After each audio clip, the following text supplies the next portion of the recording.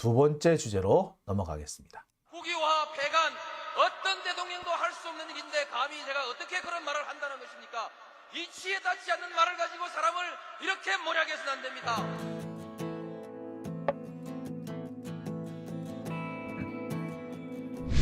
기나긴 밤이었거든 압제의 밤이었거든 사랑이 한 몸 썩어져 이 붉은 사나에 사랑 해방의 횃불 아래 걸고 숨이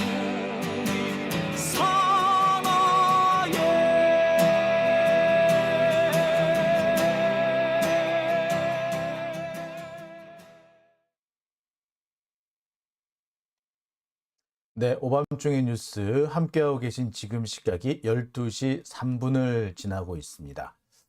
자, 제가 내일 얘기를 하려고 했는데, 계속 이렇게 이 댓글창에 올라오는 얘기가 이 한동훈 탄핵 빨리 진행해야 된다고 왜 시간 끄느냐라는 분도 계시고요. 일단 10월 달 국정감사가 끝나고 난 다음에 할 수 있는 거 아니냐 이렇게 주장하시는 분들도 계세요. 근데 그런 생각이 좀 들어요. 글쎄 국정감사 끝나고 난 다음에 하는 것도 국정감사가 끝나고 난 다음에 탄핵을 추진하는 것도 사실 나쁘다고 보기는 좀 어려워요. 제가 말씀을 드리는 이유는 지금 당장 해야 된다고 하는 이유는 시기를 놓치면은 이게 물 건너 가버리기 때문에 시기를 놓치면 할 수 있는 것도 못한다. 따라서 시기를 놓치지 말아야 한다라는 그런 말씀을 드리는 거고요. 국정감사가 끝난 뒤 11월 달에 보자라고 하는 이유는요. 이게 또 나름 또 이게 또 계산을 한 거인 겁니다. 제가 요 얘기를 제가 나중에 말씀드리려고 했는데 오늘 하도 여러 가지 말씀이 나오니까 제가 지금 미리 드리는 겁니다. 자, 10월에 탄핵을 발의를 하면요. 결정이 언제쯤 나오느냐 하면요. 내년 4월쯤에 나오게 됩니다. 선거를 앞두고 나오게 돼요. 딱 좋은 상황 아닙니다.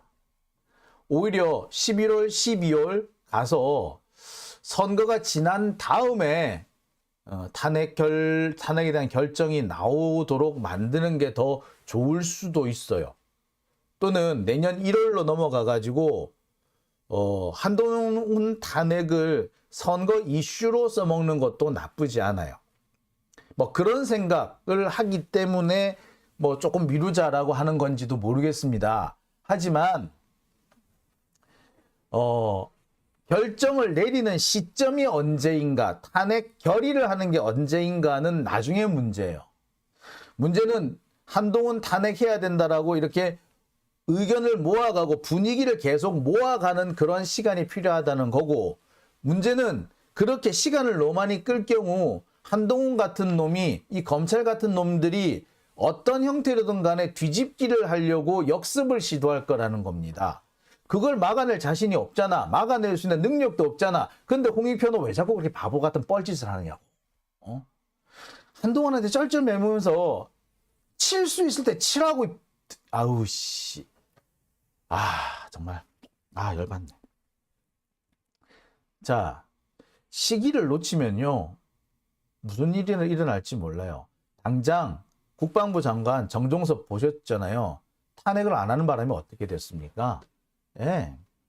지금 결국 그대로 눌러 앉아 있잖아. 자, 탄핵하는 게 맞습니다. 시간을 끌 거 아니에요. 하루 이틀이 한 주, 두 주 되고요. 한 주, 두 주가 한 달, 두 달 되고요. 한 달, 두 달이 1년, 2년 돼요. 그러면은 그 사이에 검사들 가만 안 있습니다. 정신 좀 바짝 차렸으면 합니다. 아까도 말씀드렸습니다만 미루다 조집니다. 예. 자, 그리고요, 아까 문재인 대통령 얘기를 하시는 분이 계시던데요. 협치하라는 얘기는 안 하셨어요. 단합으로 총선에서 승리를 하기 바란다. 라고 얘기를 한 겁니다. 그러면 대통령이 단합해서 총선 승리하라 그러지. 그러면 새로 취임한 원내대표한테 야, 천해, 배신자 천해 그렇게 얘기를 해요? 그렇게 말 못해요. 일단 기본적인 덕담을 할 겁니다. 그러니까 그런 내용에 대해서 그렇게 사람들 그렇게 뭐 비난하실 것도 없고요. 이게 수박자한테 크게 도움이 되는 얘기다라고 생각하실 필요도 없습니다. 그런 거는 좀 과도한 거라고 제가 분명히 말씀을 드리고 싶습니다. 우리가 진짜 집중해야 되는 건요. 한동훈 탄핵이에요. 한동훈 탄핵이고요. 검찰 윤석열 정권을 박살내는 겁니다. 왜 엉뚱한데 자꾸 총구를 돌리세요. 네? 그러지 마시기 바랍니다. 네.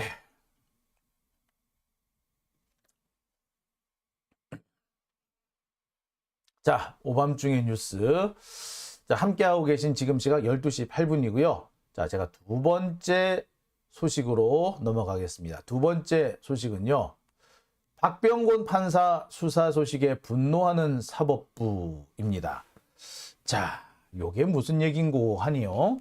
제가 어제 이 박병곤 판사에 대해서 검찰이 수사를 시작했단다 라는 보도를 전해드리면서 이 보도를 접한 이 판사들이 납작 엎드리고 있더라. 겁을 잔뜩 집어먹고 있더라.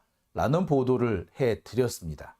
그런데 어제 제 보도를 몇 분이 좀 보셨나 봐요. 판사님들이. 아니다! 라면서 반론을 제기를 해주셨습니다. 장용진 네가 본 사람들은 겁먹고 납작 엎드리는지 모르지만 아니다. 이번 기회에 검찰이 함부로 날뛰는 거를 더 이상 못하게 해야 된다라는 그런 판사들도 있다. 가만히 참고 있어서는 안 된다. 자, 여기서 판사들이 가만히 참고 넘어가면은 다음부터는 검찰이 툭 하면 판사들을 시비를 걸 것이다. 자, 절대 그거 용납해서는 안 된다. 하면서 부글부글 끓고 있다. 사실 판사들이 사실 끓고 있는 그런 사람들도 많다라고 전해 주셨습니다. 그 말씀을 들어보니까 좀 그럴싸해요. 그리고 제가 볼 때도 이왕이면 판사들이 검사들한테 절절매고 복지부동하고 눈치만 보고 있다라고 하는 것보다 판사들 중에서는 싸우려고 검찰이 이래? 좋아. 니들이 그러면 우리도 맞서 싸울 수 있어. 라고 칼을 갈고 있는 그런 판사들도 있다. 라고 전해드리는 게 좀 낫지 않을까 싶어서 제가 오늘 이 주제를 준비해봤습니다. 박병곤 판사 수사 소식에 분노하는 사법부입니다. 자, 터넷마이크 정규재라는 사람이 운영하는 매체죠. 정규재는요, 여러분들 기억하실지 모르겠습니다만 옛날에 박근혜 탄핵 전국에서 박근혜 단독 인터뷰를 했던 바로 그 사람입니다. 그때만 해도 그렇게 유명한 사람이 아니었어. 근데 박근혜 인터뷰를 딱 하고 난 다음에 갑자기 왜 구독자가 100만이라든가? 와, 저 지금 20만 조금 안 됐거든요. 지금 한 2,500명 정도 모자라던데, 예, 여러분, 저도 한 20만 원 좀 만들어주세요. 예. 자, 이런 보도가 났습니다. 터넷마이크에서 단독을 했더라고. 웃겨가지고. 자, 내용이 이렇습니다. 정진석 실형 선고한 중앙지법 박병곤 판사 내사 착수. 누가? 검찰이. 법조계에 따르면 서울중앙지검이 최근 박병곤 판사에 대한 수사 의뢰서를 접수하고 형사 6부에 배당했다. 자, 이게 좋은 말로 내사 착수지 실질적으로 따지면 노골적인 협박이자 위협인 거죠. 정진석에게 실형을 선고했다. 이게 윤석열한테는 엄청 열받는 일이었나 봐. 감히 내 편한테 실형을 선고해? 야, 박병석 좀 어떻게 해봐 라고 한 거지. 마치 옛날에 박정희 시대 때 박정희가 기분 나쁜 누구가 있으면 야, 쟤 좀 어떻게 해봐 라고 했던 것과 똑같은 상황인 겁니다. 예. 윤석열 심기를 불편하게 한 판사니까 조져! 뭐 이렇게 한 거죠. 그러니까 이런 상태의 보도가 나오고, 보세요. 보도를 한 곳도 웃기고, 예. 이 내용 자체도 웃기지 않습니까?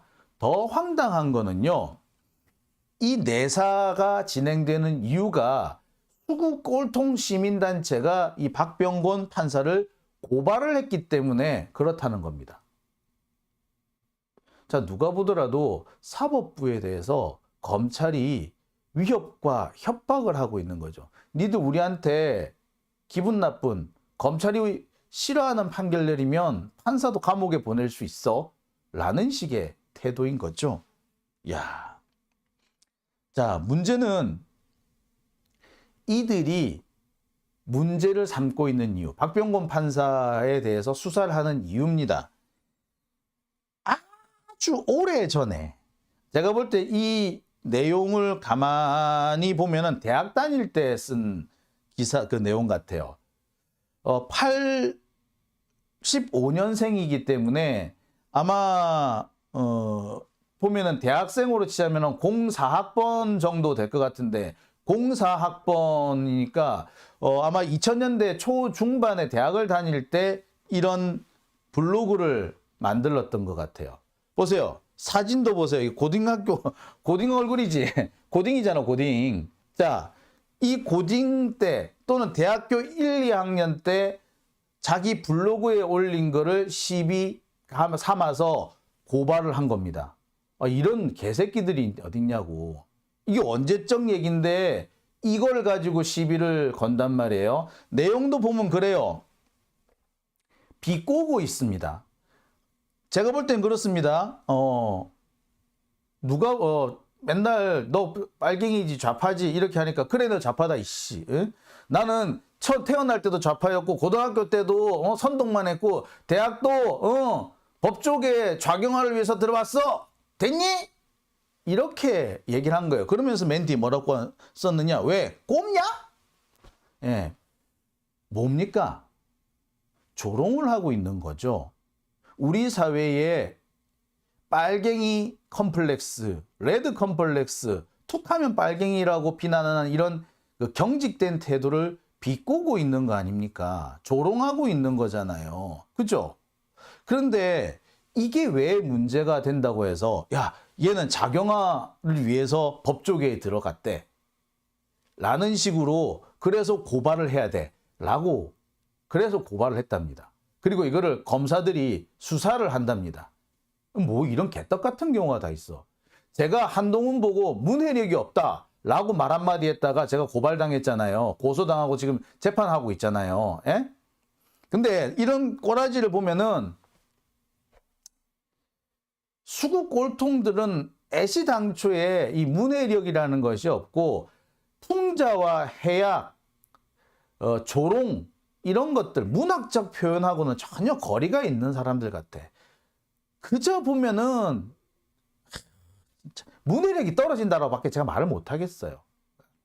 자, 그리고 이 내용 우리가 같은 곳을 바라보고 있다면, 우리가 바라보는 것이 크게 다르지 않다면 누군가 비를 맞을 때 함께 맞아야 한다. 이틀 정도 소주 한잔하고 울분 터뜨리고 절망도 하고 슬퍼했다가 사흘째부터는 일어나야 한다. 포기하지 않고 자꾸 두드리면 언젠가 세상은 바뀐다. 더 두드려야 더 빨리 변할 테니까. 이런 글을 썼는데 이 글 가지고 또 고발을 합니다. 정치적으로 이재명 대표의 낙선을 슬퍼하는 글이래. 뭘 봐서? 자, 이 꼬투리 잡아서 사람 하나 죽이겠다는 거죠. 지들한테 불리한, 지들 입맛에 안 맞는 판결을 낸 판사라는 이유로 한번 죽여보겠다라는 거 아니겠습니까? 자, 그런데 여기서 끝나지 않는다는 게 문제겠죠. 박병곤 부장판사 외에 또 다른 고발이 하나 접수가 됐습니다. 자, 이건 오늘 나온 신문 보도인데요. 이재명 대표의 구속영장을 기각했던 유창훈 판사 역시도 직권남용죄로 고발을 당할 거라고 합니다. 박근혜를 변호했던 도머식인가 하는 변호사가 있는데 그 변호사가 이재명 대표 영장 기각을 한 유창훈 부장판사를 고발한답니다. 자, 실제로 이 사람은 자신의 SNS에 글을 올렸어요. 도태우라고 하네요. 내용이 그렇습니다. 이재명 구속영장을 기각한 유창훈 판사에 대해서 직권남용죄 고발장 제출 예정이라고 딱 이렇게 공표를 했습니다. 이 공표를 한 거를요, 또 수구 언론에서 받아 썼습니다. 고발장 내는 거를 이렇게 받아 쓰고, 사실 이게 뭐 고발장 낼 내용이라고, 뭐가 직권남용인데, 그렇게 따지면 검사들이야말로 줄줄이 직권남용 아닙니까? 예. 영장이 기각됐으면 판사가 직권남용이 아니라 검사가 직권남용을 했다는 얘기인데 왜 이게 고발이 됩니까? 말도 안 되는 거죠. 말도 안 되는 겁니다. 자, 보세요. 수구 꼴통 단체들이 재미 붙였어요. 지들이 고발장 내면은 꼴통 신문들이 받아 써주고 검찰이 수사하는 척 같은 것도 해주고, 그러니까 재미 들린 거죠.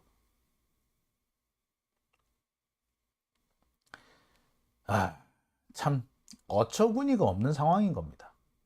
그러니까 이 수구 꼴통들 얘네들의 행태는요, 뭐 하나 지들한테 조금 긍정적인 뭔가 포지션이 생기면은 그거를 물고 계속해서 치고 들어오는 놈들입니다. 우리가 뭐 하나 양보했다고 해서 그들은 거기서 멈추는 게 아니에요. 만족하고 멈추는 게 아니라 우리 거를 다 뺏어가기 위해서, 민주 정치를 완전히 개작살내기 위해서 어디까지라도 치고 들어올 수 있는 놈들인 겁니다. 이게 여기서 드러나는 거죠. 제가 어제 방송에서 이 박병곤 부장판사 다음은 어쩌면은 이 유창훈 판사가 될지도 모르겠다라고 제가 걱정을 했는데, 예, 그대로 맞아 떨어져 버렸죠. 정말 하루가 가기도 전에 이런 일이 벌어지고 있습니다. 도대체 이 나라가 어떻게 되려고 이런 일들이 벌어진단 말입니까? 참 통탄할 노릇 아닌가요? 미치고 발작 뛰겠습니다. 참, 진짜, 어처구니가 없는 상황 아닌가요? 그죠? 자, 상황이 이렇게 되니까 우리는 걱정되는 부분이 있습니다. 그러면 판사들은 과연 어떻게 하고 있을까? 상황이 이렇게 되니까 판사들은 혹시 겁을 먹지 않았을까? 자꾸 수구 꼴통 단체들이 고발을 짱을 내고 수구 꼴통 이 틀딱 매체들이 이 받아 써주고, 그거를 또 검찰이 기소한답시고 수사를 하고, 판사들 입장에서는 겁먹을 수 있는 상황이 만들어지는 거죠. 자, 그래서 판사들이 겁을 좀 먹었을까요? 사실 그게 제일 걱정되지 않습니까? 저도 제일 걱정되는 게 그거예요. 수구 꼴통들이 뭐 저런 얘들이 뻘짓하는 거야. 뭐 어제 오늘 일도 아니고요. 뭐 하루 이틀 됐던 일도 아니기 때문에 그게 걱정되거나 화딱지 나는 건 아니고, 혹시 그것 때문에 판사들이 겁을 먹어서 그 판결에 영향을 미칠까 봐, 그게 우리가 제일 걱정 아닌가요? 실제로 제가 어제까지 들은 얘기는 그렇습니다. 검사는 잘 조직화된 조직체인데 반해서 판사는 사실 개개인 아니냐. 따라서 검찰 조직이 작정하고 덤벼든다면 판사들은 겁먹을 수밖에 없다. 그런 얘기를 하더라고요. 그래서 제가 참 걱정을 많이 했습니다.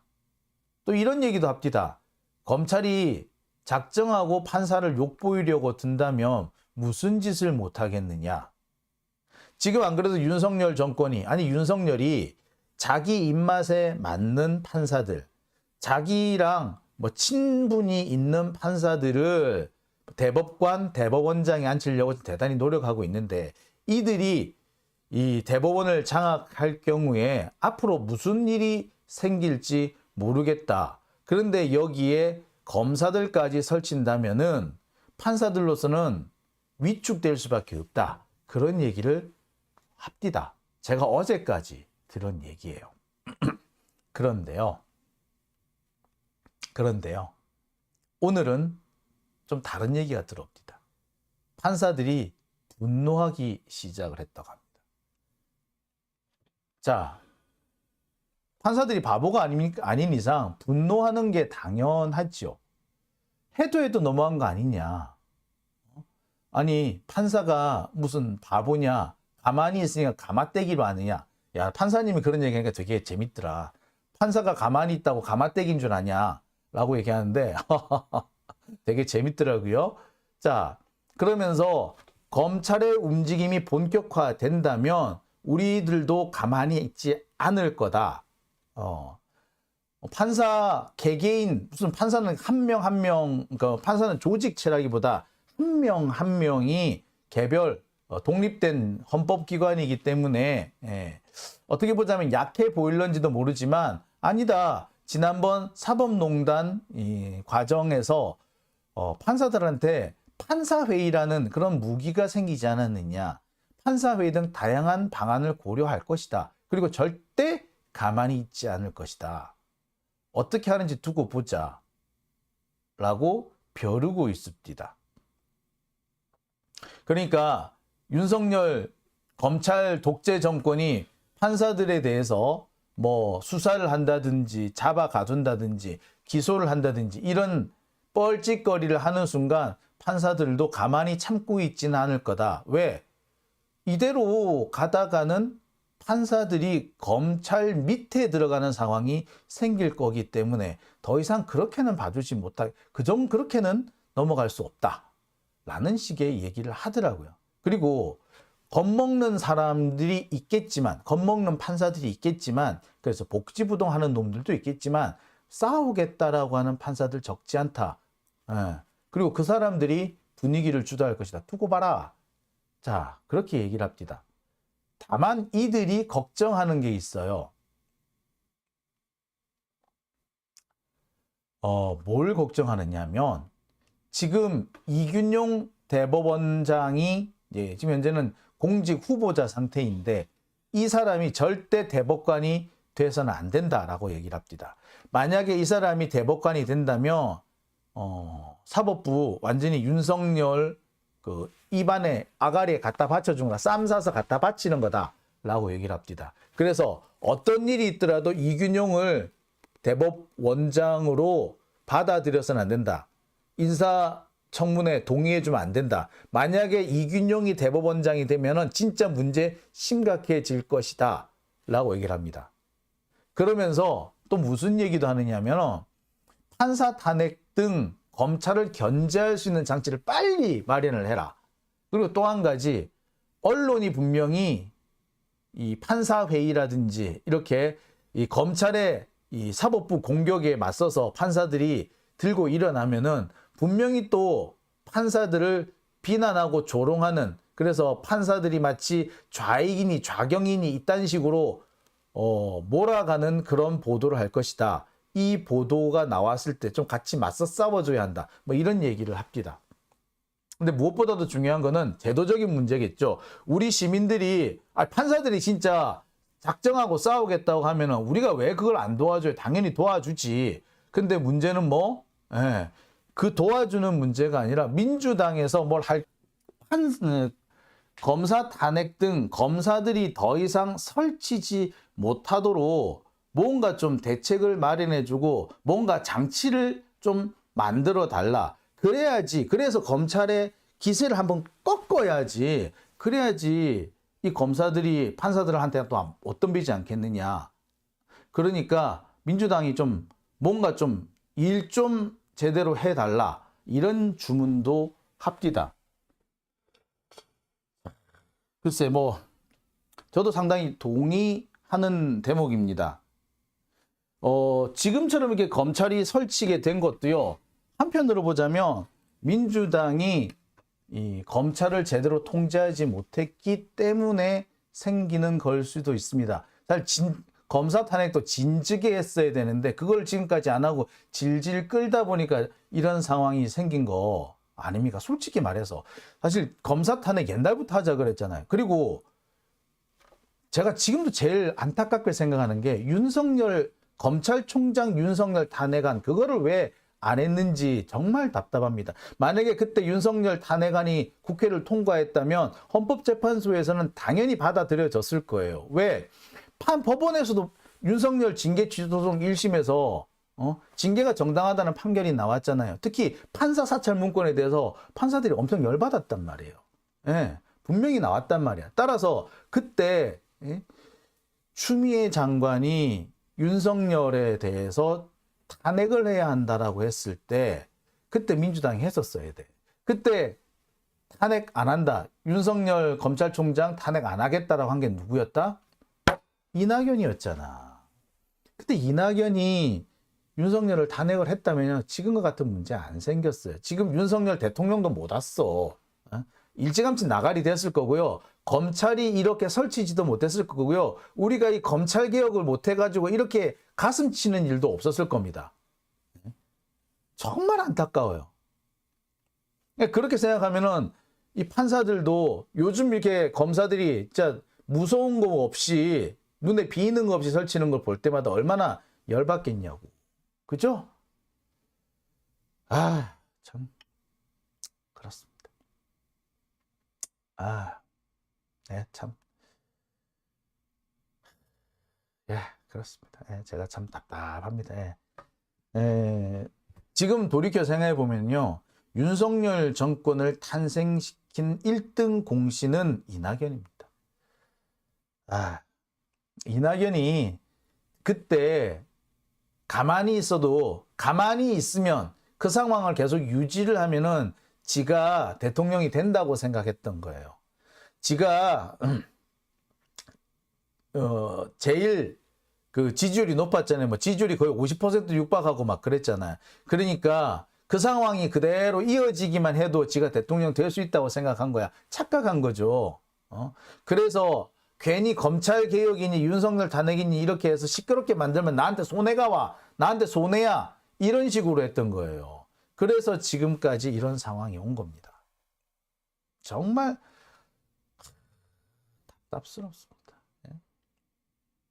자, 제가 늘 말씀드립니다만, 문재인 대통령에 대해서 함부로 얘기하지 마세요. 뭐 모르시면서. 제가 그런 분들은 가차없이 내보내드리고 있습니다. 하지 마세요. 다시 한번 말씀드립니다. 자, 오밤중의 뉴스 함께하고 계신 지금 시각 12시 30분 되고 있습니다. 자, 제가 몇 번을 말씀드립니다만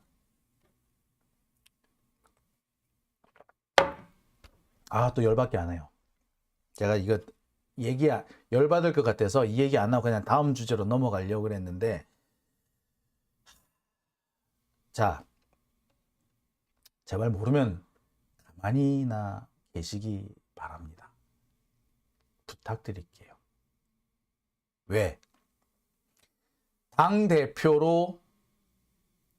당대표가 이낙연이야. 근데 이낙연이 지금 대선 주자 1위야. 40% 50% 막 왔다 갔다 해. 누가 봐도 차기 대통령은 이낙연인 상태였어. 자, 그런 상태에서 자, 윤석열 탄핵합시다라는 탄핵안이 올라왔어. 문재인 대통령 입장에서는 잘라버리고 싶지. 얼마나 짜증났겠냐고. 미치고 달짝 뛸 노릇이지. 그런데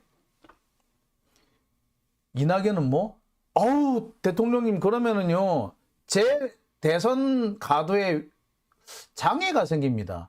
윤석열 저렇게 까불어도요. 제가 다음 차기 대통령으로 거의 확정적인데 뭐라고 쟤를 건드립니까? 쟤는 저렇게 까불다 그냥 찌그러지게 내두세요. 괜찮아요. 라고 한 거예요. 자, 이렇게 되면은 여러분 같으면 어떡하겠어요? 여러분이 만약에 대통령인데 차기 대통령으로 유력한 대선 주자 1위, 2위하고의 격차가 2배, 3배 나는 사람. 그 사람이 쟤 찌그러지게 냅둬요. 괜히 쟤 건드려가지고 쟤 건드리면 키워주는 거예요. 윤석열 건드리면 건드려서 윤석열 키워주는 거야. 건드리지 마요. 그 당시에 이낙연 쪽에서 한 얘기가 뭐야? 추미애 장관 보고 뭐라 그랬어? 윤석열 건드리지 마. 그러면 키워주는 거야. 라고 했잖아요. 그 얘기를 하는데 현직 대통령이 미래 권력한테 야, 네가 대통령 되든가 말든가 나 저 새끼 잘라야겠어. 그럴 수 있을 것 같아요? 잘 알지도 못하면서 진짜 함부로 말씀하지 마시려고. 부탁이니까 제발.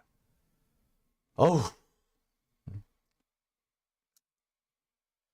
자, 핏대 오르기 전에요. 다음 주제로 넘어가겠습니다.